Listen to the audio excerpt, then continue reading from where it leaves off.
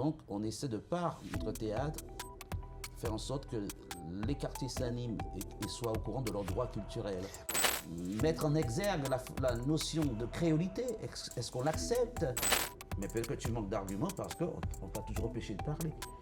Donc c'est quoi cet espace social qui s'ouvre? Réinventer le dialogue entre le territoire, ses institutions et ses citoyens. Le 8 mars, par exemple, la journée des droits des femmes, j'observe beaucoup. Mais si nous attendons la journée des droits des femmes pour dire pour pleurer, etc., c'est grave, ouais. On est à côté. Ouais.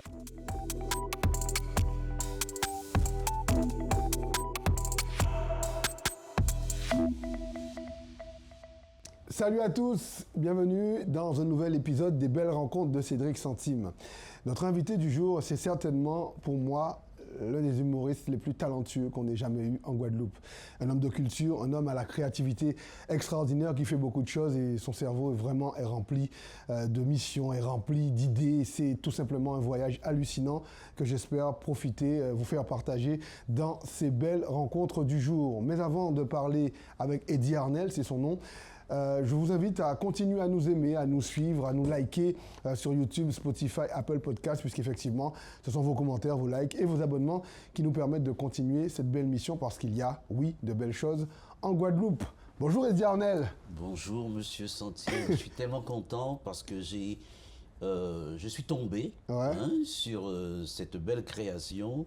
Ce super rendez-vous, alors que tu invitais mon ami Raymond Otto, voilà, qui a une façon il a un regard, il pose un regard tellement ludique, différent, pertinent sur la société que nous sommes beaucoup et nombreux à le suivre et à rire, à sourire et à nous laisser entraîner dans toutes ces connaissances-là. Alors Eddie, il y a un rituel, c'est un petit oracle que j'ai créé qui s'appelle Équilibrium, parce que bon, je suis un fan de l'équilibre en toute chose.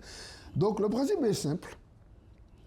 Tu choisis une carte, ou pas regarder carte là, ou quoi choisir une au hasard, ou peut battre, faire ça ouvrir, ou quoi choisir une, et tu mets juste à côté de toi, et à la fin on regarde. Faut que joue battre. Oui. On va jouer belote comme ça. Alors, fan de l'équilibre, et moi qui suis un fan du déséquilibre. Ah oui, c'est bien. Alors, toi, et je prends la première. Tu prends la première, tu la mets de dos, comme ça, sans regarder. Bon, alors, Eddie Arnel, je suis vraiment content de recevoir Eddie Arnel. C'est la première fois que j'ai ce plaisir d'ailleurs. Pour moi, effectivement, parce que Eddie Arnel m'a fait rire, m'a marqué, puis c'est 6 mois. Non, sincèrement, c'est pas. Parce que voilà. Alors, quand on dit Eddie Arnel, humoriste, homme de culture, est-ce que tu admets que tu es tout cela? Ou tu es plus encore? Je ne sais pas trop, je suis déjà moi. Ouais. Qu'est-ce qui me constitue? Un ensemble d'expériences. Et donc, oui, homme de culture, et de plus en plus, ce sera l'homme peut-être du territoire, parce que je suis vraiment en train d'interroger ce territoire-là pour peut-être mieux comprendre tout ce qu'on est, quoi. Ouais. Il y a tellement de pluralité, il y a tellement de courants de pensée, il y a, bon, ça m'interpelle, ça m'intéresse, et je compose comme ça, en me laissant libre cours. Ton inspiration, maintenant, c'est la Guadeloupe qui t'inspire? Oui, le territoire, parce que j'interroge la culture. Mais qu'est-ce que tu appelles territoire, selon toi? C'est quoi territoire? C'est déjà le lieu? Si on va très loin, nous sommes un territoire en nous-mêmes, oui. Baigné d'ADN, on parle de transmission, on parle de, comment je peux dire ça, la psychogénéalogie, les valises, etc. Donc nous sommes habités par tout un territoire de parents. Nos parents, on va dire peut-être les ancêtres et tout, cette terre-là est chargée d'histoire, de cris, de mémoire, de projections. Donc l'être humain, soi-même, on est déjà un territoire à explorer. C'est chose pas évidente. Mais je crois qu'on peut mieux se comprendre lorsqu'on pense le territoire. Il y a une sorte d'expansion, effectivement. Il n'y a pas que moi, il y a les autres, ma famille, ceux que je côtoie, effectivement. Je pense que c'est en épigénétique qu'on en parle, effectivement, tout ce relationnel. Et puis surtout le territoire en tant que tel, ce patrimoine culturel qui soit bâti, immatériel, soit la transmission et tout, les administrations, les organismes, etc. C'est tout ça le territoire. Il est immense. Ouais. Et c'est vrai que je ne peux pas encore tout dévoiler parce que je suis en plein dedans là et je pense que nous travaillons pour bientôt aboutir une expérience laboratoire, une expérience de déséquilibre, n'en déplaise. Mais pourquoi tu aimes le déséquilibre? Je crois que tout est déséquilibre et on apprend à mieux se connaître lorsqu'on va s'écarter un peu de ses certitudes. C'est ce que j'appelle le déséquilibre. Ouais. Il y a une sorte d'oscillation, quoi. Il y a tout le savoir, les certitudes, mais l'autre existe. Alors, je ne dirais pas comme notre ami c'est Sartre qui disait l'enfer, c'est les autres. Mais l'inconnu, le mystère, c'est peut-être mon relationnel avec l'autre. Ouais. Donc, comme il y a l'autre, on ne peut pas rester en autarcie dans sa propre substance. Donc, je crois qu'il faut, justement, qu'on le veuille ou pas, la vie nous confronte. Là, nous sommes en train d'avoir cette poétique relationnelle, comme disait Édouard Glissant. Et donc, ce que tu portes en tant que territoire, en tant qu'être humain, en tant que territoire, toutes tes expériences, tout ton tracé, ton parcours de vie, effectivement, avec les résonances, justement, les résonances familiales, eh bien, ça fait de toi plusieurs territoires à la limite, et c'est extrêmement riche. Moi qui viens avec aussi mes atouts, et peut-être même aussi mes inconvénients, c'est intéressant qu'on voit ce que j'appelle le troisième espace. Ce qui va sortir, ce qui est en train de surgir là. Nous discutons qu'est-ce qui va sortir surtout, et qu'est-ce que, si c'est posé justement sur les réseaux sociaux, ce sera un échange de territoire en fait, une sorte de va-et-vient. Donc le territoire m'intéresse en ce sens. Moi, déjà, mon territoire me plonger au sein de territoires plus larges. Voilà, donc je suis en plein dedans. Et quand tu regardes, si tu faisais une petite rétrospective sur le chemin parcouru, tu te dis quoi? Le chemin d'Eddie Arnel. Eh bien, je ne me dis pas simplement, comme tu as dit, humoriste. Je pense que j'ai eu toute cette période-là et c'est pas fini, c'est imbriqué en moi. Mais penseur, chercheur, comme nous tous, hein, peut-être que je suis un petit peu plus, obsessionnellement ancré à la tâche sur le plan artistique en tout cas, ouvrir la pensée. Donc je pense que mon parcours déjà c'est un mal-être, hein, comme je dis souvent, hein, c'est une sorte de mal-être. J'ai la vingtaine à peu près, comme ça nous arrive à tous. Hein. Le monde, la vie, les trucs, les études, le travail, qu'est-ce que je fais, où je me dirige.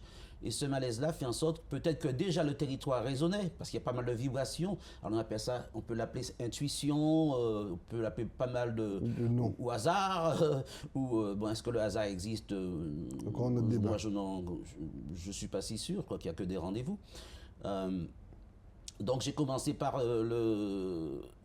c'est étrange en fait, tous ces parcours-là. Je suis allé pour essayer d'arrêter mon cerveau qui était en... Déjà. Qui était en... Tu voulais arrêter ton cerveau? Oui, je pense que Pégase, ce cheval fou, la pensée, j'ai toujours été bout en train, oui, toute ma jeunesse, mon adolescence. C'était ça en fait. Bon, c'est un univers de Marvel, strange, comme mon père qui anglophone disait, strange. Marvel, voilà, tout ça, quoi. Et ça m'a toujours fasciné, le fantastique et tout. Et puis après, donc, quand il y a un malaise existentiel que tous les petits jeunes peuvent traverser, il faut faire des choix et tout. Bon, à l'époque, qu'est-ce qui se présentait à moi? C'était le football, j'adorais énormément. Mais dis-toi bien qu'à la vingtaine, on ne peut pas prétendre à une carrière. J'étais un conseiller cycliste en temps longtemps, c'est pas une limonade. Déjà, le régime alimentaire ne me permettait pas, bon bref.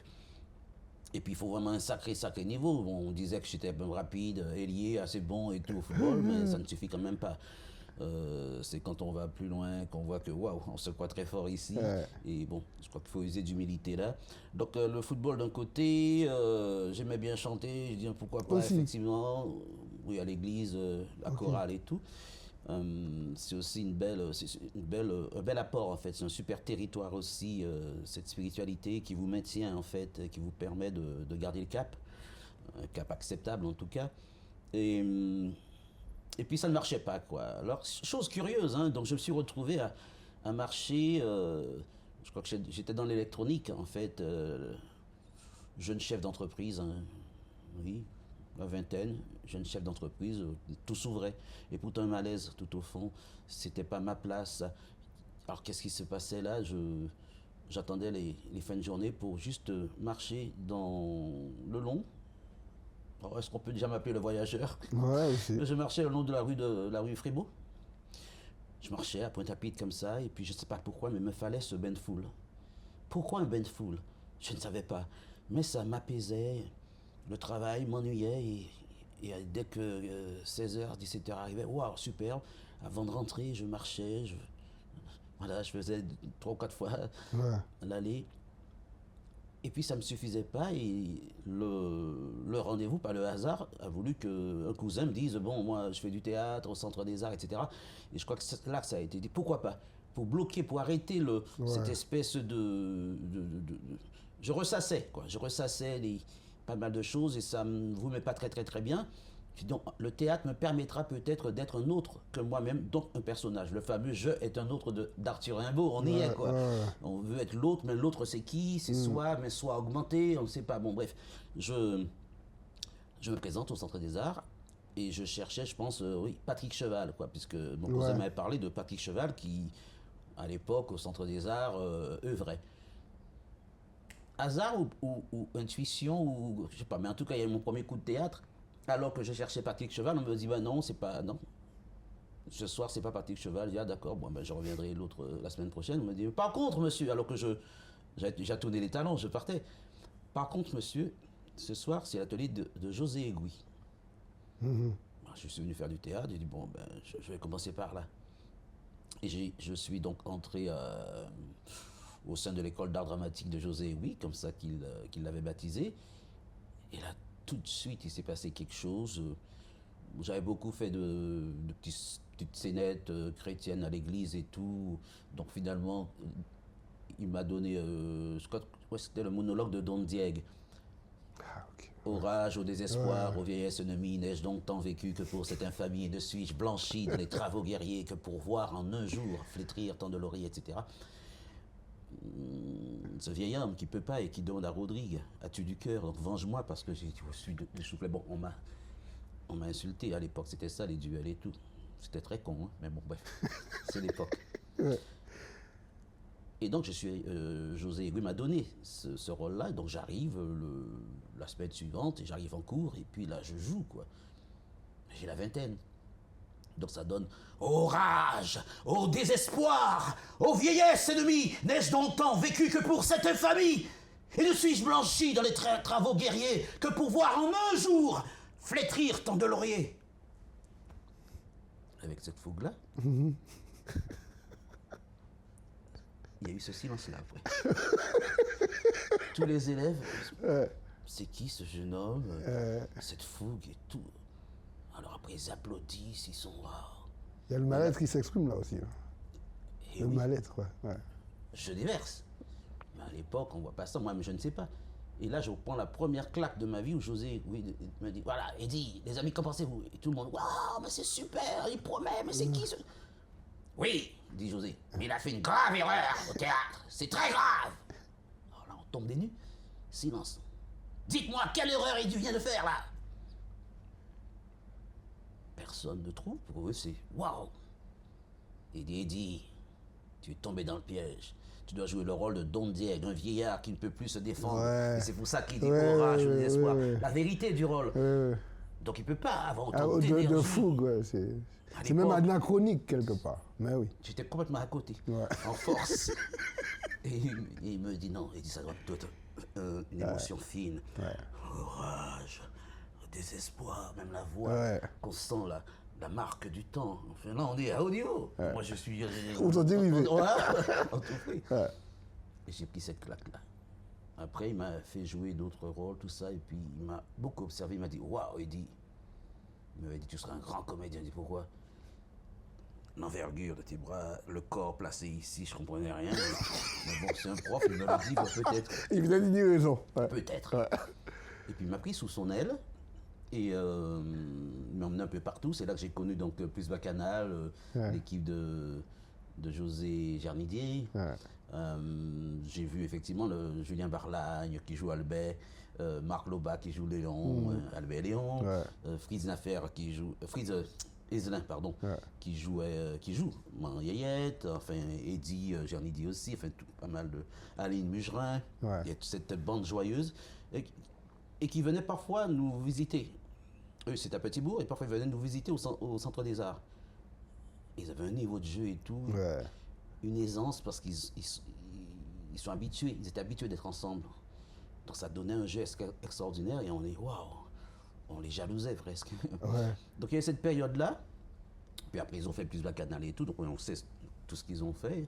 Et maintenant, oui, coucou aux frères Gernidier, Joël et José qui font un travail assez extraordinaire aussi, surtout l'écriture de José que j'arrête pas d'encenser parce qu'il écrit vraiment l'âme du pays. Et moi, donc, dans tout ça, j'ai cheminé avec José Aiguille à droite, à gauche, et je pense que c'est là que j'ai commencé à mieux comprendre le métier et tout.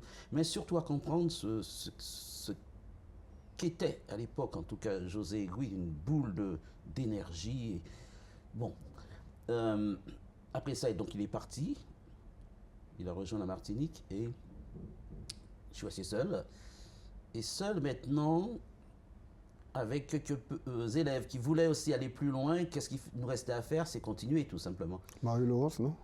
Mario-Laurence est après venu encore. juste après. Ouais. Avec les premiers élèves qui restaient là, on s'est dit qu'est-ce qu'on fait? Donc on s'est lancé dans pas mal de choses. On voulait écrire aussi, on ne savait pas écrire à l'époque. Je pense même que là, coucou Jocelyn Régina, on a fait venir notre ami de Martinique, Jocelyn Régina, qui a une plume assez extraordinaire.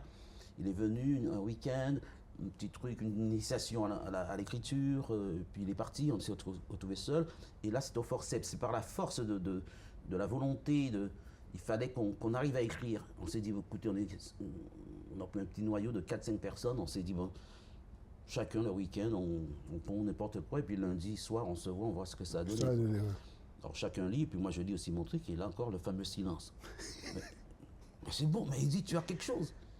Ouais. Donc ce sont les autres, en fait, qui vous permettent de vous extirper, de quitter peut-être ce territoire fermé sur vous-même pour passer en extension de territoire, mais qui va justement ramasser l'expérience, l'enrichissement de par ce contact avec les autres, en fait, Ouais. ramasser tout ce que les autres peuvent vous emmener aussi. Voilà, donc après ça, c'était toute une... Avant ça, je crois que José nous avait fait jouer sur mon Victor Macobel. C'était la première fois qu'on... Ce fameux truc-là, guichet fermé, Centre des Arts, où José jouait le rôle de Victor, Victorine, etc. Ouais. Et c'est là que je jouais 5 rôles. Ouais. Et je pense que là, effectivement, je ne sais plus quel journaliste qui avait dit oui, José, super, bravo, mais qui est ce jeune homme derrière vous là? Derrière vous, ouais. Et c'est là que j'ai été remarqué, parce que je jouais justement le rôle du voyageur. Ouais. Donc le fameux voyageur. Ah, c'est mon Dieu! Bon Dieu, pas moi! Faut l'expérience! Moi, pas tuer ça! Ah! Le fameux. Ah, ok! J'espère que je ne sature pas le. Non, ça va. Excellent. Ouais. Et aujourd'hui, on parle justement de santé mentale, donc ça qui est extraordinaire. Ok, près de 40 ans après, ça revient. Et l'histoire du voyageur, c'est le couple mixte, quoi. Et le gars, guadeloupéen, je crois qu'il est de Cap-Esther, il revient dans son pays avec sa femme et métro. Grand choc de culture, on ne sait pas quoi, mais bref, la femme repart. Et lui, il vit ça très très mal. Alors, est-ce que femme, c'est châtaigne, et non, c'est fruit à pain, vraiment, est-ce que ça tient vraiment la route? En tout cas, dans ce cas-là, oui, quoi. Il a vraiment eu du mal. Et puis, il a commencé un peu à marmonner, à parler un peu tout seul, à avoir son grand sac de voyage, à se rendre à l'aéroport, croyant que sa femme allait revenir, et puis on l'a vu commencer à tourner, à commencer à parler de plus en plus fort, pour ensuite avoir ce truc-là, quoi. Et qu'est-ce qui se passe? Les neurones et tout, ça fait que finalement ça a switché. Et en tant que religieux, il a commencé à lire les versets de la Bible jusqu'à se prendre pour Dieu. Alors, au niveau du New Age, on dirait, ben superbe, c'est vrai, parce que bon, dans une philosophie New Age, nous serions Dieu en expérience. Chacun prend sa direction, en tout cas, mais là, c'est là que ça interroge les territoires que nous sommes, quoi, au sens physique et au sens biologique. Ensuite, donc après tous ces rôles-là avec José Aiguille dans le comique. Question. Oui. Tu te sens comment, là, par rapport à ce mal-être? À ce moment-là, avant de continuer. Ah, à ce moment-là. Il est comment, le mal-être? Il est apprivoisé? Il n'est plus là parce que la vie, l'univers, mon être a attiré sûrement le théâtre dans ma vie. Donc j'ai eu cet onguent-là, quoi. Il y a eu quelque chose, il a panacée, apaisé quelque un chose peu, qui permet vraiment d'avoir un support, du solide Ouais. sous les pieds, et c'est le théâtre. Donc le théâtre m'a, peut-être pas sauvé, mais en tout cas m'a donné une voix Ok. existentielle. Donc après tout ça, toute cette période, il fallait commencer à écrire, à mettre en scène, à faire des trucs. On a commencé très très très doucement entre nous. Et un petit jeune nous regardait. Je crois que je travaillais beaucoup avec Gustave Icam à l'époque. On avait fait un petit disque, un petit vinyle avec Gustavi, Stevie. Voilà, et je jouais le père. Enfin, bon, c'était ça. On amorçait quelque chose. Et un petit jeune dans le public qui nous regardait aussi. Et puis après, je ne sais pas comment on a fait connaissance, mais en tout cas, il a dit qu'il est. Oui, je crois qu'il s'est adressé à moi en disant qu'il aimait vraiment beaucoup. C'est Mario Laurent, c'est là qu'on s'est connus. Ouais. Et de là, on a commencé notre fameux duo, qu'on appelait à l'époque les Innocents, je pense. Ouais. On a travaillé avec Chic Tai, Jean et Harry. On a travaillé avec, comment s'appelait ce petit groupe de filles, Feeling Flash, ou je sais pas trop. Je sais Ouais. plus. Bon, il y avait pas mal je pense, d'expériences de création au Centre des Arts. Et je salue cet être extraordinaire, c'est Louis Garel, le directeur du Centre des Arts, qui nous a tellement apporté. C'est comme un père pour nous, donc c'est vrai qu'il a contribué à notre croissance à tous.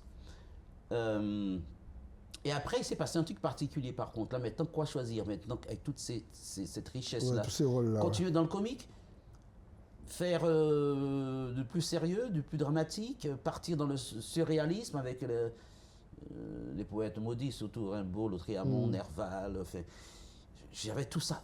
Et c'est énorme. L'embarras du choix.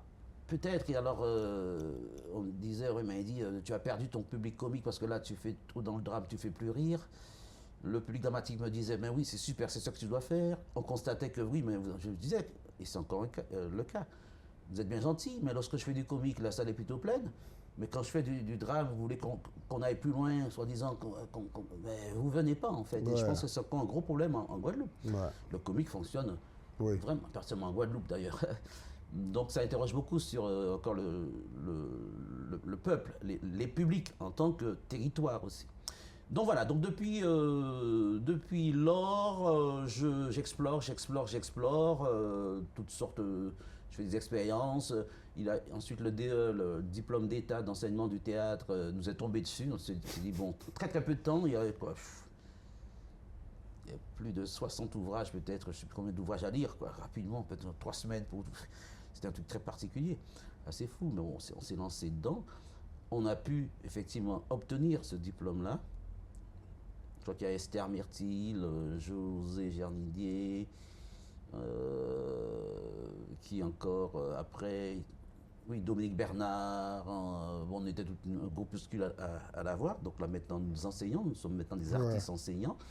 Et voilà, nous intervenons dans les écoles, ça peut être aussi en entreprise, partout là où le théâtre joue son plein rôle. Voilà, donc le DE est passé, là, et depuis quelque temps, je cherchais peut-être un circuit parallèle. Les salles de spectacle, le théâtre tel qu'il se présentait, ça ne me suffisait plus. Quand je connais, mon cerveau va partir ailleurs, Ouais. en interrogeant pas mal de choses, de techniques. Donc, les médiathèques ont commencé à résonner dans ma tête. Et en ce moment, nous sommes justement dans un circuit parallèle. Comment booster, comment réveiller, reverticaliser le livre, qu'il soit sur papier, support papier ou numérique, etc. Mais il y a une pénurie. Il y a l'éducation nationale. Encore pas mal de copies à remplir, doit encore faire ses preuves ou dire où est-ce qu'elle en est. En tout cas, l'éducation nationale, certains professeurs, en tout cas que j'ai eu à l'école normale, les UFM à l'époque, en formation, disent à quel point que bon, ils ne s'en sortent pas. Donc il y a une cassure, une sorte, oui, une cassure. Les jeunes, il y a une grande chute en tout cas. On n'a pas les mêmes résultats, on le sait depuis quelques années. Est-ce que c'est voulu, pas voulu? Si chaque ministre de l'Éducation veut laisser son nom, ça donne voilà, quelles méthodes, déjà les méthodes syllabiques, globales, etc., etc. Donc c'est quoi le jeune aujourd'hui pris dans pas mal de paradis artificiels, bref, ça fait que l'école a chuté, grosso modo. Donc c'est une autre, je n'ai pas envie de dire une autre population, mais en tout cas, il se passe quelque chose. Et j'avais envie de réagir aussi là. Et pour réagir, il faut réagir vite et puis jouer. Parce que tout va très très très vite. Il faut réfléchir en même temps, mais après il faut poser une action. Et j'ai pensé que les médiathèques, ce lieu de culture-là, pouvait peut-être être renforcé, enrichi par l'apport théâtral. Et c'est là qu'on a rencontré Dina Daviso, la directrice de la médiathèque Roger Thompson, et qui nous a dit waouh, j'attendais que ça en fait, parce qu'il y a tellement à faire. Donc on a joint nos grammaires, et depuis, c'est la semaine dernière, je pense, il y a combien de temps, le 27, le 27 juin, on a opté pour partir en livre. Okay. Alors c'est une expérience très particulière. Comment faire en sorte, puisque les pouvoirs publics, Cap Excellence, entre autres, la ville de Pointe-à-Pitre, la ville des Abîmes et tout, on s'est donc associés pour poser la culture dans les quartiers prioritaires. Connaître ce public-là et comment faire en sorte que ces monuments culturels posés au sein de ces quartiers prioritaires arrivent à toucher, à créer une connexion avec les habitants. Ouais. Et il y a une rupture, une scission aussi. Donc on essaie de par notre théâtre faire en sorte que les quartiers s'animent et soient au courant de leurs droits culturels. Mais alors il dit, c'est comment? On est dans le... Justement, tout le cheminement, c'est de conquérir ce fameux territoire, des habitants qui sont peut-être... on est beaucoup en rupture par rapport à cette lecture-là. Comment on fait?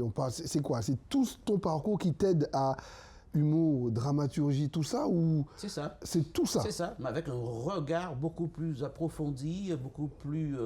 alors il faut densifier, il faut peut-être ralentir pour rentrer dans les strates, les sous-strates, pour toucher aussi, les trames, pour comprendre le pourquoi qu'il y a cette scission-là. Ouais. Avec tous les publics qu'il y a, public allophone, primo-arrivants, les jeunes qui n'ont pas le même niveau d'études, parfois des gangs, des trucs, bon, tout ça, tout ce qu'il y a, la précarité, le décrochage scolaire et tout, donc il y en a à faire.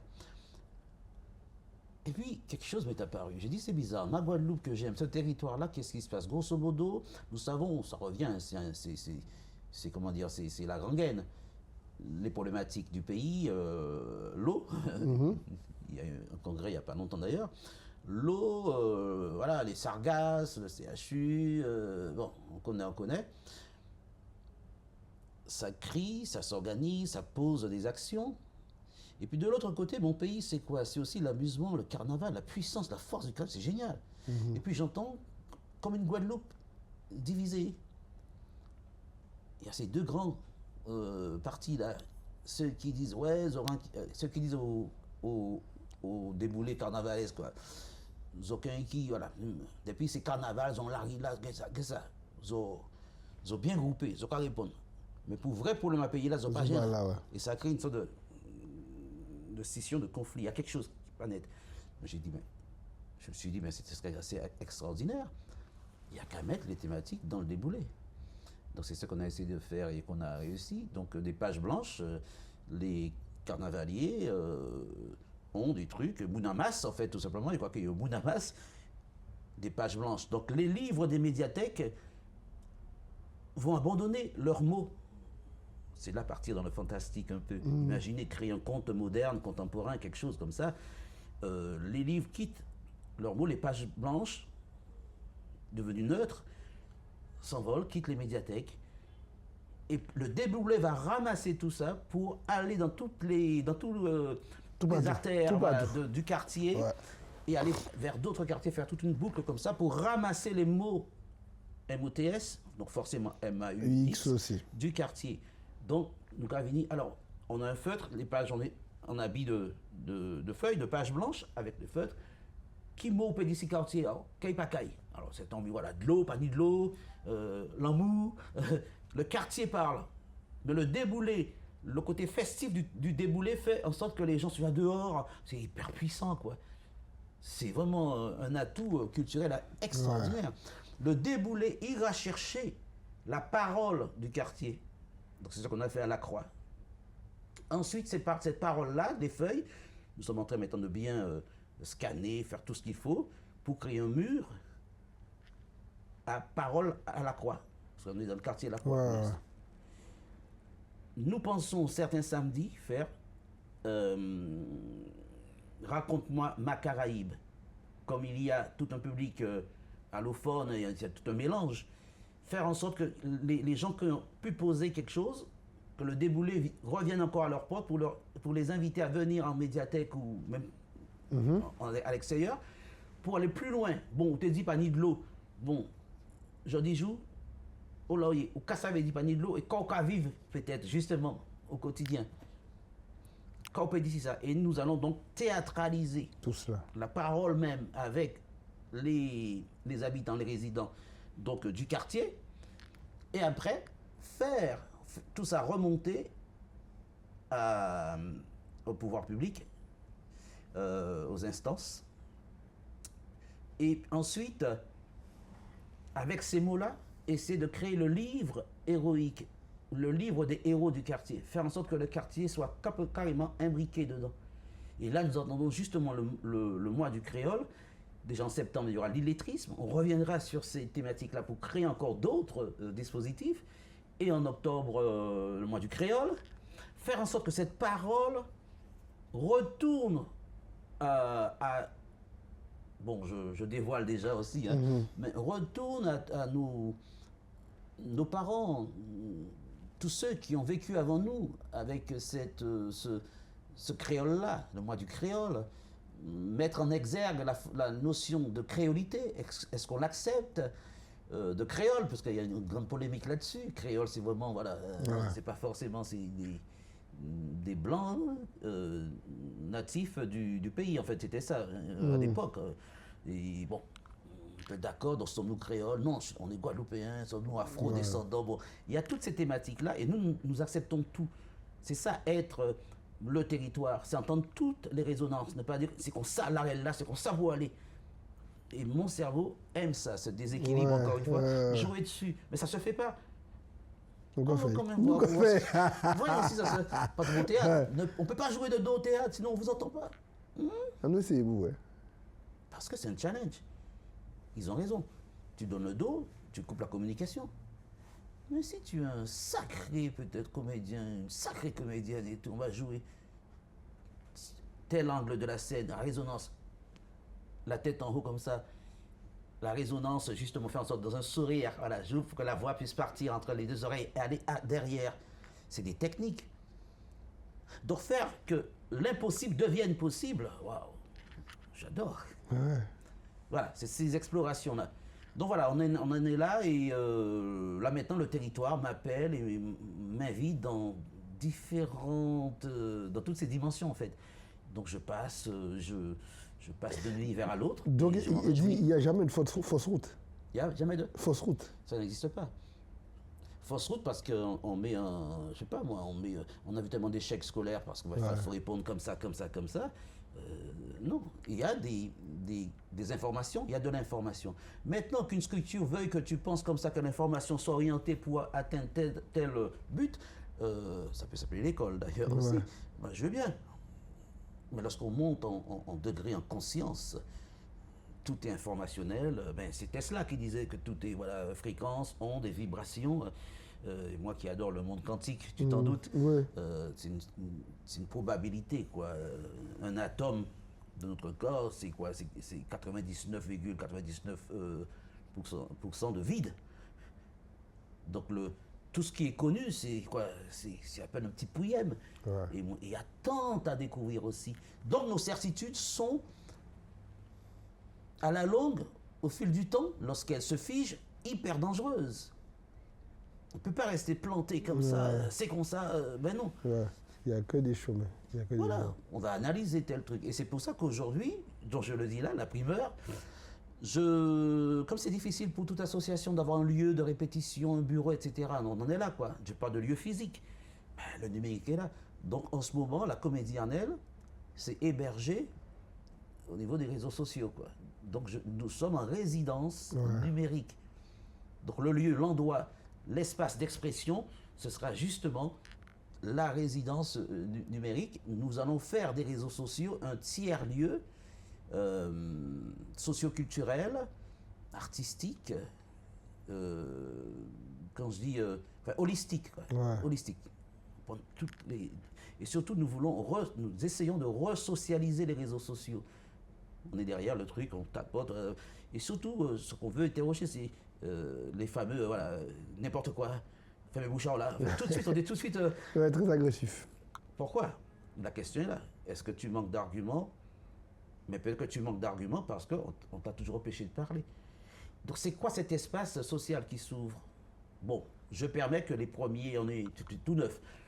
Mais une fois que tu auras tout lâché comme ça, comme on dégorge un truc, une viande ou un lambi, en fait, bon, une fois que tu as tout lâché, nous sommes là maintenant pour ouvrir un espace et te dire, tu n'es pas obligé de crier parce qu'on t'écoute vraiment. Parce que c'est très facile de dire, tu manques d'arguments, donc tu fais ça et on se balance des choses. Mais a-t-on jamais été vraiment écouté? Et donc beaucoup de gens violents, c'est parce qu'il y a eu un manque d'écoute. Laissez Bouga parler, puis pas girer. Mais écoutez vraiment aussi. Et voilà. Donc, en ce moment, avec ce qu'on prépare là, c'est-à-dire que enrichir le débat public, c'est s'interroger. J'ai vu qu'il y a le congrès de l'eau là. Qu'est-ce qu'on voit? Qu'il y a beaucoup d'organisations qui disent on n'a pas été invités. Alors peut-être aussi qu'elles n'ont pas été invitées parce que ce serait forcément le désordre ou pas le désordre. Chacun prend son truc. N'empêche que moi, dans notre conception de la comédie Arnel et tout, la parole est à tout le monde. Et lorsqu'on nous dit oui, mais il y aura un désordre et tout, vous avez peur du désordre, c'est ce fameux déséquilibre. S'il y a un désordre, c'est parce que, d'accord, il y a des ordres. Mais les fautifs, les fauteurs de troubles, qui sont-ils? Identifions-les. Je peux t'assurer là, je vous assure tous là, c'est sûr que lorsqu'on écoute profondément un individu, de violent qu'il est, il devient très, très calme. Il y a autre chose qui se passe. Un amour, un regard ouvert. On est posé, on t'écoute vraiment. Et tu sais qu'on t'écoute vraiment. Tu peux commencer, ouais, au bout de quelques secondes, on est là. Tu sens cette vibration où j'ai posé. Parce qu'on t'écoute vraiment. Et on comprend. On ne te condamne pas, quoi, en fait. Et pour nous, c'est ça la transfiguration des réseaux sociaux. Est-ce que nous ne pouvons pas aller en pas d'accord avec m'empêcher j'irai je peux être. Non, tu portes ton expérience. Je porte aussi ma vision. Entre deux, quelque chose va naître. Mais c'est presque avec nous, mais même en dehors de nous. Le résultat, c'est le résultat qu'on cherche, pas la confrontation. Un résultat enrichi. Donc nous sommes sur les réseaux sociaux avec l'article 97.1, j'ai inventé ça puisqu'on parle du congrès des élus, etc. Et nous, c'est comment enrichir le débat public. Et je pose une question fondamentale. Et donc pendant 6 mois, on va poser des questions. Chaque mois, il y aura un épisode. Et si le théâtre réinventait le dialogue entre le territoire, ses institutions et ses citoyens? Donc comment mieux comprendre les choses, mais à partir de sa grammaire? Il faut tout ramener à sa grammaire, ma façon de concevoir les choses. Et dans ma grammaire, comment je vois ça? On parle peut-être de la délinquance des jeunes. D'accord, allons plus loin. Dans ma grammaire, si c'était peut-être mon petit frère, si c'était mon fils, comment je peux voir ça? Ramène ça à toi et la compréhension. Parce que tu peux avoir un langage très posé, un langage de tout le monde, avec toute la morale. Et ce serait facile. Et tu vas juger, parce qu'il y a des lois et tout. Mais si c'était Timounao, si c'était moi, si c'était ma famille, les 2 filles, qu'on a tuées là finalement, pour pas mal, la plupart des gens, c'est juste 2 filles. Mais il y a un autre territoire émotionnel, relationnel, familial, c'est-à-dire les amis de ces filles-là, les parents, voilà, toute famille-là et toutes amies-là. Comment ces gens-là prennent ça? Alors, j'ai une question qui me vient, c'est vraiment très intéressant ce que tu m'as dit. Tu parles effectivement de comédie Arnel. Vous allez dans les quartiers, mais vous allez à la rencontre de tout le monde. Mais un compagnon de cette comédie Arnel, qu'est-ce qu'il lui faut? Un compagnon, c'est-à-dire il y en a qui a dedans, quelqu'un qui voudrait se revendiquer, qui a dans comédie Arnel. Non, qui se revendique lui-même. Déjà. Oui. Après, qu'il est en train d'expérimenter, j'espère pour un certain temps, la comédie Arnel, pour avoir tel ou tel résultat, on ne sait pas, chacun a son truc, mais surtout pas la comédie, deviens-toi. Ouais. Devenir soi. Quand je balance de temps en temps que bon, le théâtre, j'aime pas le théâtre au sens où vous l'entendez, quoi. De toute façon, petit, à l'école, avec Molière, tout ce truc-là, je mourrais, quoi. Je détestais ça, c'est quoi ça, le théâtre, quand ça avait dit ça. Ouais. Tu vois? Bon, après, la vie t'emmène parce que tu sais pas que tu es déjà théâtre, mais au sens noble, c'est-à-dire exercice de la pensée. Là, un espace. Bon, ok, il y a tel mot. Quelle est la politique commerciale de cet espace-là? Non, bon, les réseaux, les médias. C'est quoi un média? Réinterroger, comme on fait dans toute formation, le contexte politique, le contexte historique. Il y a 50 ans, ça aurait été autre chose. Il y a 30 ans, 20 ans, tout bouge, quoi. Et comme je dis souvent, sans rentrer dans tout le débat, il y a l'avant-Covid et l'après-Covid. Là, je suis persuadé que le monde entier a reçu un bain bizarroïde. Ah là, c'était déséquilibré. Être arrivé, sans aller plus loin, mais ça, simplement, c'est assez interpellant. Je dois m'autoriser moi-même à sortir. Oui. Alors, je prends un stylo, hein, je m'autorise à sortir de telle heure à telle heure, dans tel espace. Dans tel espace. Il y a quand même quelque chose d'assez interpellant. Mais je n'irai pas plus loin. Mais mon théâtre, c'est ça. Il va donc interroger pour offrir de nouveaux espaces à la pensée. Donc la comédie Arnel n'est pas quelque chose un principe, un concept fixe. Ouais. Ça bouge, ça vibre. Ouais, j'ai compris. Voilà. Déséquilibre. C'est comme l'eau, ça s'adapte à tout. On va dire ça? C'est Bruce Lee qui disait ça. Ouais, c'est Bruce Lee. Soit comme l'eau. Eddie Arnel, aujourd'hui, nous en 2026, si tu avais l'opportunité de rencontrer Lady Arnel qui vient de rencontrer José Aiguille. Allez, tu aimes ça, nous donnons au cas l'opportunité, clac, tu reviens ces années en arrière, tu vois le petit jeune qui, voilà, Don Diego, tu vois, oui. Tu lui dis quoi? Tu as l'opportunité de lui parler à celui-là, Kaokadi. Un véritable film science-fiction. Oui, nous adorons. Je t'aime. Ah.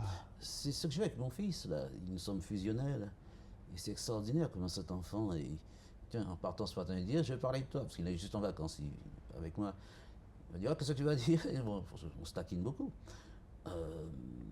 Jamais frappé. C'est juste un stop, on fait comme nos parents. Hein. Ouais. Les papas, regardez. C'est fini. Terminé. Voilà. Maman la kababier, oui, papa regardez, c'est fini. Maman la kadou, les papas, oui. Des potes l'ont avec, ton papa là, tout vite calme. Bon, voilà, donc j'ai tellement, j'aime tellement mon fils, il y a tellement, c'est tellement fusionnel, tellement, on a toujours été là pour lui. Qu'est-ce qu'on dit? Ben, il s'appelle Quentin. Quentin, de toute façon, tu aimes tout le monde. Une ouverture d'esprit. Et d'entendre rire comme ça dans ses jeux vidéo avec ses amis, taquine. Wow, c'est tellement gratifiant, tellement, ça fait du bien de voir comment on a peut-être réussi, oui, son enfant on peut dire. Donc ce serait mon enfant, cet autre Eddie Arnel, jeune, moi qui suis là, je reviens. Ah oui, totalement. Et tu as raison surtout. Tout ce que tu ressens, tu as raison. Parfois ce qui t'agite, c'est pas tellement toi, c'est le territoire ou les territoires. Ce sont ces forces-là qui agissent en toi. Tu acceptes. Quand tu peux pas, ben, tu as rejeté, mais ne te juge pas, ça peut arriver. Arrête de... voilà, le péché originel, pardon, péché... une petite ouverture qu'on respire un peu et qu'on réinterroge toutes ces notions-là, qu'on réinterroge la vie, l'existence, voilà. Donc, je le prendrai dans mes bras, je serai... Je crois que tout comme je fais avec mon fils, je serai papa poule. Ouais. Je me présenterai en tant que papa, acceptant même d'être par moments rejeté. Mais je peux assurer que quand vous avez vraiment regardé, vous êtes persuadé que ce regard est entré dans l'âme, dans toute la cervelle de votre enfant, et vous placez un mot, il peut tout décagirer, non? Il prie. Pas d'un seul monde qui compte famille, qui pas habité totalement par famille là, ça, et surtout en mots, en paroles que papa dit ou que maman. Mais tu sais que tu triches pas. Tu viens de ces cellules en plus et bloqué au moins. Là, papa a dit, bon, bah, allez, bon, Ouais. Fais ça, mais pas ça, non, moi. Ouais. Vous donne. On peut dire, ah, mais pas Que, information à rentrer. c'est fini. Ouais. On ne peut pas se débarrasser de ses parents. Oui, sur mon premier plan physiquement, papa, les papas, Oui. hein, menti.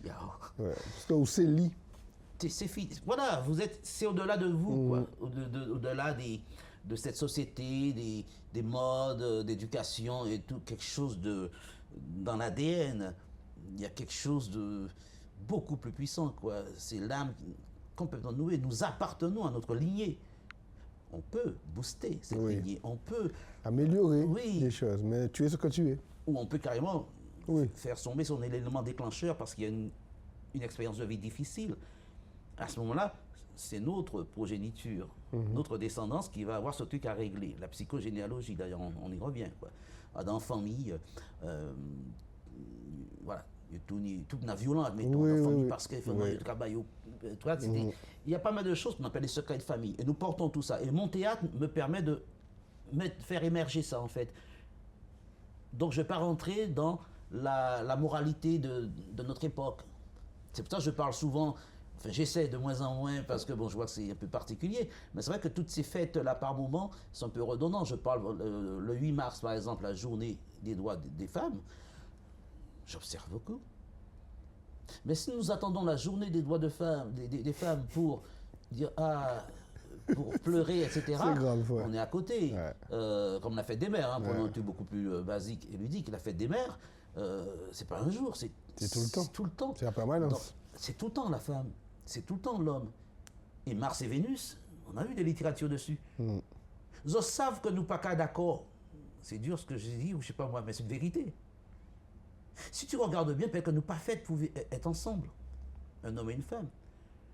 Parce que par moment, qu'est-ce qu'on peut construire vraiment ensemble? C'est deux psychologies tellement différentes et qui n'arrêtent pas de s'affirmer maintenant, parce que beaucoup de choses ont bougé. Avant, l'homme travaillait, la femme, enfin, ce modèle-là. Ça n'existe plus. Donc, qu'est-ce qu'il y a derrière tout ça et qu'est-ce qu'on peut faire aujourd'hui? Et qu'est-ce qu'on voit? Une violence accrue, voilà, les femmes qui prennent, et ça crée d'autres mouvements. Je dis OK. Ouais. Mais si on allait chercher beaucoup plus loin, Et toujours dans mon film de science-fiction, tu as l'opportunité d'aller dans 10-15 ans et tu rencontres Eddie Arnel. Quelle question qu'a posée? il n'y a pas de question, il y a juste. Bon, voici par vous.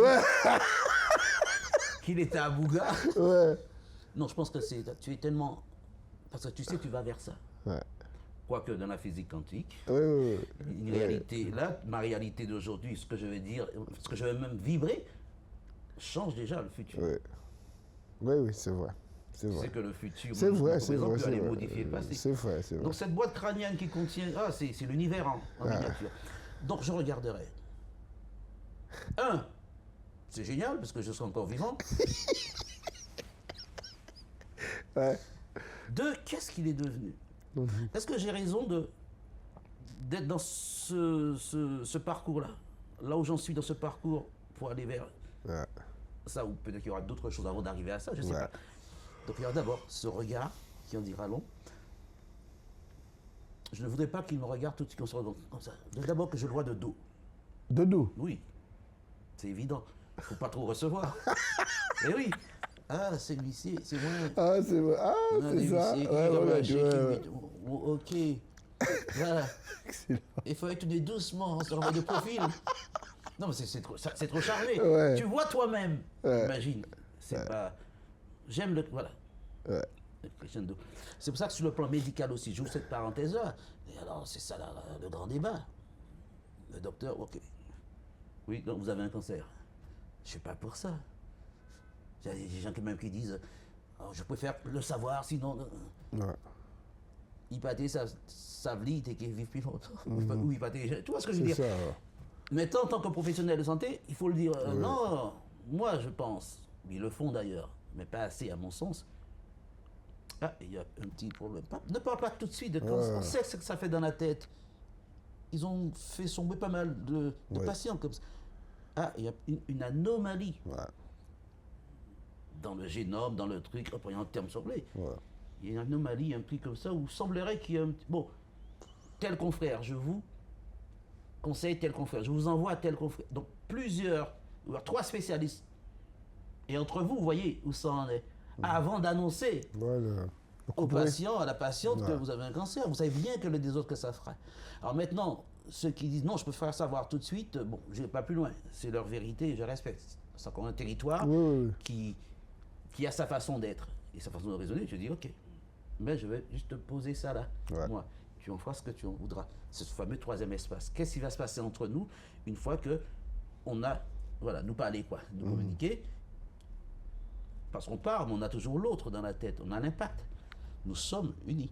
Donc voilà, donc cet autre édit qui soit dans le futur ou dans le passé, sachant que c'est moi, c'est vraiment un amour inconditionnel, bien sûr. Beaucoup de choses tombent devant l'édit du futur, pratiquement tout. Et puis grand, et l'édit du passé. C'est un garçon. Et le futur, c'est mon papa, alors. Oui, voilà, ce serait mon père spirituel et tout. On ferme sa bouche devant son père spirituel ou sa mère spirituelle. Et dans le passé, ce serait moi, papa, maintenant, je peux, tu sais, au-delà de tout ça. Je t'aime, c'est ça l'essentiel. Donc, voilà. Magnifique. J'ai tellement de questions, c'est un truc de malade. Eddy, dans tout ton... Je vais mettre comme titre de ce podcast, Voyageur de l'esprit. C'est joli. Voilà. Dans tout ce voyage, dans la dramaturgie, dans l'humour, est-ce qu'il y a une pièce, une scène, que tu as préféré, qui t'a rendu peut-être le plus fier, ou tu prends tout? Mais ce que j'ai fait avec mon ami, que je profite de saluer là, Manuel Bolbec, Loulou, un phénomène. Ah, il m'a fait chier au début. Il est comme ça. Il pique, il truc. Nous commençons qu'à... Juste, on se connaissait bien comme ça. Enfin bien, on se connaissait juste comme ça du moins. Et quand il s'est vraiment approché de moi, c'est pour du moins, bon, il dit ou pas assez représentatif. Il a une façon de... On nous bat bien. Le premier rencontre nous, c'est une combat bien, quand même, monsieur, évidemment ça. Mais au-delà de nous. Quand Loulou te dit, oui, tout ça, quand observé, quand bien m'épiquer, vous pouvez juste là, il peut aller. Mais moi, on sait ces messieurs-là. Il parle des ancêtres, il est quelque part là, il est branché quelque part. Mais moi, je vais parler de mécanique quantique, la physique quantique, toutes les probabilités. Il y a 99,9% de chances de vide, donc de probabilité. On va raisonner sur 0,001% de petites réalités physiques. Donc physique quantique d'un côté, avec toute cette mécanique, chez moi, et lui, ces grands messieurs-là, ces grands ancêtres, voilà. Donc au-delà de nous, on était déjà. Donc il a fallu qu'après coup, on se sent bien que on peut faire quelque chose ensemble. Et c'est venu comme ça. Et puis, on a fait la pièce, diplôme d'état là. On a joué avec le diplôme de théâtre. J'aime bien jouer avec les choses. Et lui, il est venu, il jouait le rôle de l'agriculteur qui veut réussir. Voilà. Le bourgeois gentilhomme, hein, on revient un peu à ce côté molièresque. Il veut réussir, il veut apprendre comment pour avoir son DE aussi. Et toute la pièce, c'est ça, quoi. Mais il m'emmerde tellement, je suis allé foutre le camp. Mais il a quand même reçu l'essentiel. Il y va et il réussit son DE. Donc il revient à la fin pour me chambrer. Cette pièce-là, oui, tout y passe, quoi. L'histoire du théâtre et tout, et on s'en amuse, quoi. Les différents rôles et tout. À partir d'un truc très simple, c'est un texte qu'il aime bien dire, c'est le mot de Victor Hugo, quoi. Voilà. Attention, méfiez-vous des mots. Vous balancez un mot comme ça et tout de suite le mot, il prend ses chaussures et tout son bâton et il va courir. Et le mot que vous avez dit, ce mot malencontreux contre telle personne, ben, ce mot va partir un peu partout et il finira par monter l'escalier, aller trouver cette personne-là pour lui dire, voilà, j'ai dit, je sors de la bouche de ton ennemi ou de toi, non, pas de ton ennemi, je sors de la bouche d'un tel et je tiens à te dire ça. Et Victor Hugo termine par dire, vous venez de vous faire un ennemi. Donc attention à ce que vous dites. Donc c'est très poétisé, c'est très... Voilà. Donc Loulou, il avait ce texte-là, et j'ai dit, ben allons-y, parce qu'il me proposait qu'on travaille ensemble. Alors comment on peut dire ce texte-là de toutes sortes de manières, avec différents personnages? Et là, il y a toute une galerie de personnages, un truc surréaliste, comique, ludique, intellectuel, voilà, décalé, on passe partout, quoi. On passe partout et j'aime, voilà. Il n'y a pas de fin. Il n'y a pas de fin. Donc c'est pour ça que j'aime beaucoup, et je gêne beaucoup de gens aussi. C'est cette espèce de pensée illimitée, quoi. Donc vous n'êtes dans aucun âge, physiquement, on me donne un âge comme ça. Et souvent je dis aux gens, ok, moi je te vois, je connais le truc, avant toi j'ai vu d'autres, après toi j'en verrai encore d'autres. Je suis peut-être je m'allie. J'allie mon territoire à ce territoire qui regarde et qui expérimente des choses. Mais arrêtons de nous finaliser. Nous sommes tout un mycélium, comme on dit, un enracinement entre lacs, rhizomes de racines émotionnelles, mémorielles. On est tout ça, quoi. Donc mon théâtre est aussi éthérique, évaporé, qui fait que certains pensent que je suis fou. Oui, on m'appelle fou. Est-ce de la folie que d'être créateur, de réfléchir, de bousculer les codes et tout.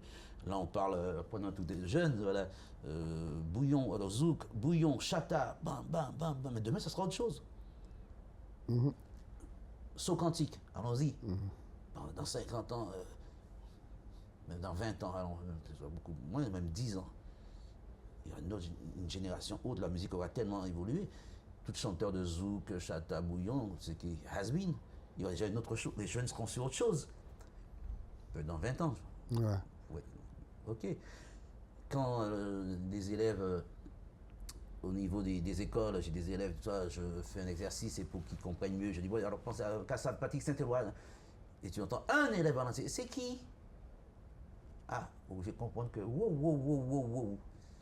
Il y a danger, il y a quoi? Où est le territoire chez ces enfants qui appartiennent au territoire? Et surtout, bon, on ne va pas dire que voilà, ça a été un marqueur de la culture musicale. Qu'est-ce qui fait qu'un enfant ne connaisse pas et tout. Donc il y a une reliance à avoir là maintenant. Et je pense justement qu'à travers le déboulé, les thématiques fortes du pays, posées et véhiculées par un déboulé carnavalesque, avec des haltes, et dans la halte, qu'il y ait un échange, qu'il y ait des animations, des jeux théâtraux, des trucs, théâtre forum, et ensuite le déboulé se charge des gens qui veulent venir viennent et puis on y va, quoi. Ouais. On y va. On a pensé beaucoup à Mille Pattes, Scolo, quoi. Ouais. Une sorte de scolo culturel dans les artères, voilà. Et puis on revient. Et plus on fera des tours comme ça, tout de suite on a cette espèce de truc-là, de vortex. Ouais. Et qui dit là qu'à monter. Un Guadeloupéen devient. Ah. Parce qu'il y a quelques temps, je posais la question, la Caraïbe, c'est quoi?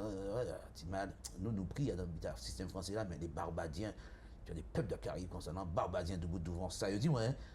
Bon, je dis, ce serait intéressant qu'un Guadeloupéen demain, qui est de bout d'ouvrant, parce qu'il est en Kilti, mais une culture fermée sur elle-même, une culture qui interroge le monde, qui s'interroge elle-même aussi. Déséquilibre encore. Alors tu vois, on en parle, mais les Nablous dans son Bigidi, c'est ça aussi. Nous sommes de ces peuples qui ont été carrément tellement colonisés, investis, nous sommes en plein dedans encore. Notre seul truc de la Caraïbe, c'est ça, quand nous fort dans ça. Nous pas rester figés. Ouais. Oui, il figé, nous sommes morts là. Connexion. Ah d'accord, et tu t'ouvres sur la Caraïbe, les îles de la Caraïbe. Tu rentres dans cette la logique des plaques tectoniques quelque part. C'est où se trouve ma dramaturgie en ce moment. Quoi bouger, quoi créer d'autres géologies intellectuelles, d'autres géologies. Voilà, bam, bam, bam, bam. Et tu te répands dans la nappe phréatique, plus en sous-sol. C'est une sorte de magma qui répand tout le tout monde. Mais est-ce que des équipes là, ça peut un équilibre quelque part? Oui, si ça a équilibré. Alors pourquoi c'est intéressant ce que tu veux te dire? Pour moi c'est extraordinaire, ça me rappelle mon père, quoi, dans son désordre. Souvent des gens comme ça. Et dans le bureau, tout putain en parle. Mais il connaît la toute bouteille. Et un jour mon magazine nettoyé. Aïe, bon.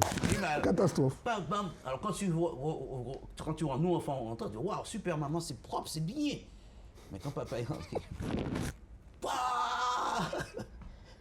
Tu vois, c'est des choses comme ça, quoi. Ouais. Il a besoin de son désordre, pas mal d'auteurs aussi, il y a pas mal de gens d'ailleurs. C'est ce désordre-là qui m'équilibre. Mais si Zola est en bas, là, il y a un petit coin, là, mettre ça bien, là, ou mettez juste bien posé en bas, non? Faut un ciseau main dans des ordres là, ça. Parce que ça correspond à mon mycélium, donc mon réseau, tu vois, d'informations. mon bien-être. Qu'est-ce que tu peux dire? Ouais. Et dis, qu'est-ce qu'on peut te souhaiter? D'être encore plus moi, d'être encore plus, voilà, comme tu veux titrer, cette espèce de voyageur de l'esprit, un truc vraiment interculturel, interstellaire, à la limite. Tout est là, quoi, finalement, pour pas s'enraciner dans des peurs, des angoisses et de retour en arrière et tout. Nous sommes tellement plus que ça. Et les peurs de nos parents sont aussi en nous. C'est une façon de faire exploser tout ça. Et devenir. Moi, j'ai pas. Et c'est à force d'interroger, de voir les instances culturelles et tout ça, que ça commence à vibrer en moi. Et je me dis, ok, je décide de m'abandonner au territoire, de connecter mon territoire à tout ce vaste territoire que représentent les autres, mais le pays Guadeloupe, l'archipel guadeloupéen, les îles de la Caraïbe, allant plus loin, voilà, jusqu'à me connecter au tout le monde, quoi. C'est vraiment, ça c'est un peu Matrix, Ouais. cette connexion et ce retour à soi pour s'enrichir après de tout ça, quoi. Donc du mouvement et pour créer de la pensée et du bien-être, quelque chose de ensemencer ce pays, donner, transmettre, être sans fin. Être sans fin. Très bien.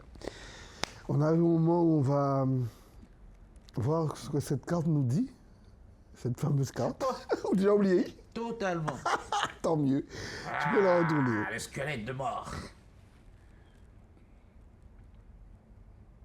Je vais te montrer. Oui, ce serait bien. Ah, ça t'inspire quoi, la lanterne? Tout mon parcours religieux, soyez la lumière du monde. Alors lumière pour... voilà, lumière. J'accepte. Maintenant, que nous dit ton livre? Alors, mon petit son petit livre associé, son petit livre... Exactement, le petit ésotérique, livre, nous dit voilà, quoi? le petit livre ésotérique. Alors, ça veut... Là, en fait, pas numéroté, yo. Donc, le temps... Tu cherches. Je donne chercher. Eh ben, du coup, ça prend un petit temps. Donc Donc, là... vas-y, je vais parler autour de la lumière, la lanterne. Tiens, bizarrement, ça fait penser à Diogène, le grand sage de la Grèce antique. Le chien qui avait Diogène, ouais. Une lanterne. Et qu'est-ce que tu fais, Diogène? Je cherche un homme digne d'être vraiment un interlocuteur. C'est extraordinaire. Sur cette carte, vous voyez une route très obscure, éclairée par une faible lanterne. Le voyageur qui s'y engage ne voit que quelques pas devant lui. Cette image peut renvoyer à une notion de peur car le chemin n'est pas dégagé. Il n'en est rien. Cette carte vous indique de toujours garder la foi, car votre chemin est éclairé en fonction de ce qui est nécessaire, pas après pas. Peu importe la teneur et la puissance de l'obscurité, tu n'as besoin que d'un peu de lumière pour avancer. Vouloir aller très vite est une tentation et rien ne dit que la vitesse soit appropriée pour vous. La carte de la lanterne vous indique de garder confiance, d'avancer pas après pas, car si danger il y a, vous n'êtes pas obligé de le voir à des lustres. L'important est de l'éviter lorsqu'il vous concernera. Voilà. Et par extension, moi j'aime bien aller toujours plus loin, n'est-ce pas? Ouais. C'est justement intégrer cette lumière-là pour devenir cette lumière, pour qu'on n'ait plus besoin de lanterne, qu'on soit éclairé en soi-même. Lumière, ouais. C'est magnifique. Ouais, ouais. En tout cas, merci pour ce moment. Waouh. Non, mais vraiment, alors, j'annonce déjà, il y aura d'autres épisodes. Hein, donc, parce qu'effectivement, c'est pas en une heure qu'on pourra explorer un territoire, n'est-ce pas? Exactement. Comme c'est bien dit. C'est pas en Ouais. qu'une heure. Mais en tout cas, moi, je tenais vraiment à recevoir Eddie Arnel. Et il y a des rendez-vous. Je t'ai vu dans une salle et je me suis dit tout de suite, clac, tout de suite, voilà. On avait pris rendez-vous sans le savoir, hein, qu'effectivement, il faudrait, parce que moi, alors, j'ai pas le missel pour dire quel comédien le plus talentueux. Par contre, moi, je sais que dans ce que j'ai vu d'Eddie Arnel, je me suis dit, ce gars-là, j'ai envie de savourer. Il y a un univers extraordinaire. Je suis désolé, il y a un talent fou. Et il y a peut-être une anecdote dont tu te rappelles, ou peut-être pas. Ma maman était professeure des écoles à Villars-Sainte-Rose. Et il y avait une pièce. Oui. Il y avait une pièce et elle nous dit à mon frère Johan et moi, Ouais, je cherche un comédien, enfin un humoriste, un metteur en scène, voilà, un metteur en scène. Et elle demande à mon frère et elle demande à moi. Et les deux, nous tous les deux, sans nous concerter, nous dit maman, Eddie Arnel. Et elle a dit, pourquoi Eddie Arnel? J'ai dit non, il y en a d'autres qui sont excellents. Mais par rapport à ce que tu nous dis et ce qu'on a vu de lui, on a vu quelque chose qui fait que c'est Michel nous a proposé, sans connaître lui personnellement, hein. C'est vrai. Et quand elle t'a appelé, elle t'a dit, mes deux fils m'ont dit, tu as répondu, ah bon. Tu as répondu, ah bon. Ah, oui, tu as répondu, ah bon. Et c'était, voilà. Et par contre, le rendu était magnifique. Donc, c'était... Alors, je ne sais pas si... Donc, toi, c'est sûr, je ne te connaissais pas. Est-ce que je connaissais déjà ton frère, Johan? Johan? Je sais peut-être plus. Nathan. Ou c'est comme ça? Alors, c'est Johan que j'ai connu. Hein. Maintenant, il est devenu Nathan. Il est devenu Nathan, exactement. Mais ça remonte à 20 ans. Non, tu ne connaissais pas encore Johan. Donc, c'est là que j'ai pu le connaître. Ouais, après. On s'est rencontrés. Voilà. C'est ça. Moi qui... Exactement. Parce qu'en fait, on avait vu, parce que nous étions étudiants en France, et nous étions tombés ici des vidéos à Eddie Arnel. Il y a un sketch où tu footballé à couillon bouquet à l'entraînement. C'était exceptionnel. Et on regardait ça, on s'est dit, non mais ce gars-là... Et puis il y avait déjà Mario Laurence à l'époque, il y avait plein de trucs. On a été bercés par ça et on s'est dit, mais effectivement, il y en a d'autres. Et Dieu seul sait que j'ai du respect pour les Barlagne, les Jean Didier, que je ne connais pas personnellement, mais c'est des gens qui ont quelque chose. Mais ça nous est apparu sans se concerter comme une évidence. Alors, aujourd'hui, on me demanderait, pour telle autre chose, j'aurais peut-être dit quelque chose d'autre. Mais sur ce moment-là, et les enfants, les enfants ont gardé ça à vie. Il y en a que j'ai rencontrés qui me disent, mais, tu te rappelles, monsieur Arnel, c'était exceptionnel. Ah. Non, mais vraiment, pas qu'à mentir. Mais il faut apprendre, il faut recevoir, il faut machin. Donc, merci pour ça. Je suis vraiment honoré que tu aies accepté mon invitation. Et c'est un peu ça, le territoire des belles rencontres. C'est ça, le territoire. C'est ça, le territoire. Honoré de ce moment. Honoré aussi, très content de connaître... j'oublie son prénom. Richie, ce salon-là, c'est magnifique. Donc, et comme je suis passé là, dorénavant, la richesse vous accompagnera. Sur ces bons mots, nous allons clore cet épisode. Vous avez entendu? La richesse nous accompagne. Non, on est riche de cela. En tout cas, merci beaucoup, Eddie. Vraiment, merci du fond du cœur. Je suis honoré. C'est ça, les belles rencontres de Cédric Centime. C'est ça. C'est cette énergie, cette émotion, parce qu'on est ça. On est tout ça. Et comme il faisait... C'est déséquilibre. Moi, je suis fan d'équilibre. Donc, on s'est bien rencontrés. Donc, on se dit à la semaine prochaine. Vous faites partager les belles rencontres. Et puis, un petit message, un abonnement. Allez, à la semaine prochaine.